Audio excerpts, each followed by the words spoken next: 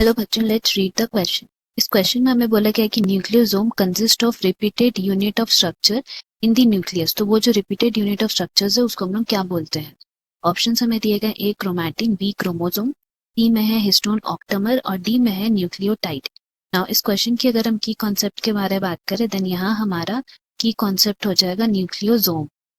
तो जैसे कि हम लोग जानते हैं न्यूक्लियोसोम को हम लोग बोल सकते हैं it is a structure which is found in eukaryotes and ये जो स्ट्रक्चर है उसमें बेसिकली क्या क्या प्रेजेंट रहता है बोलेंगे देन वी कैन राइट कि इसमें एक हमें हिस्टोन ऑक्टोमर मिलता है जिसको हम लोग डिफाइन कर सकते हैं as a unit of 8 molecules of histone.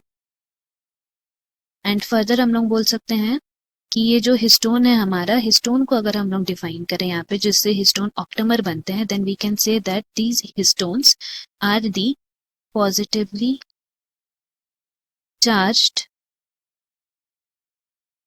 proteins which are made up of two basic amino acids that is lysine and arginine। तो हम लोग फर्दर नेक्स्ट बात करते हैं डीएनए की।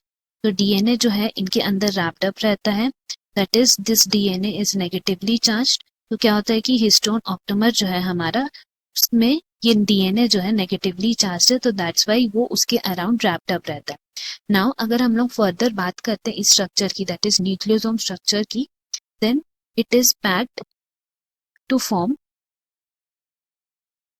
fibers like structures and ये जो fibers like structures बनते हैं उसको हम लोग नेम करते हैं क्रोमैटिन। इसका मतलब है कि क्रोमैटिन को हम लोग बोल सकते हैं कि बहुत से न्यूक्लियोसोम्स को मिला के क्रोमैटिन बनता है। एंड ये जो क्रोमैटिन है अगर हम लोग उसको देखते हैं इलेक्ट्रॉन माइक्रोस्कोप में then beads on string type का स्ट्रक्चर दिखता है। इसका मतलब है कि एक स्ट्रिंग है उसमें बहुत से बीड्स बने हुए हैं छोटे छोटे, उस तरह के स्ट्रक्चर्स दिखते हैं। एंड यही क्रोमैटिन के बारे अगर हम लोग बात करते हैं then we can say that higher level of जो ऑर्गेनिजम्स है उनमें एडिशनल सेट ऑफ प्रोटीन्स रहता है जिसको हम लोग क्या बोलते हैं एनएचसी प्रोटीन्स, इनके साथ प्रेजेंट रहते हैं इन क्रोमैटिन्स के साथ for higher level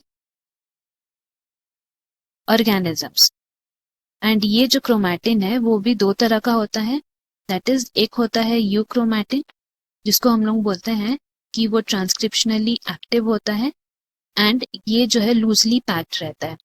where as दूसरा है हेट्रोक्रोमैटिन जिसको हम लोग बोल सकते हैं कि इनएक्टिव फॉर्म में रहता है एंड ये डेंसली पैक्ड रहता है। तो डेंस स्टिंग जो हम लोग को दिखता है उसमें हम लोग हेट्रोक्रोमैटिन बोलते हैं। एंड यही क्रोमैटिन फिर हम लोग को याद रखना है कि this forms chromosomes in further stages. तो जैसे कि हम लोग बात किए यहाँ पे हमारा न्यूक्लियोसोम ही है जो पैक्ड फॉर्म में क्रोमैटिन बनाता है।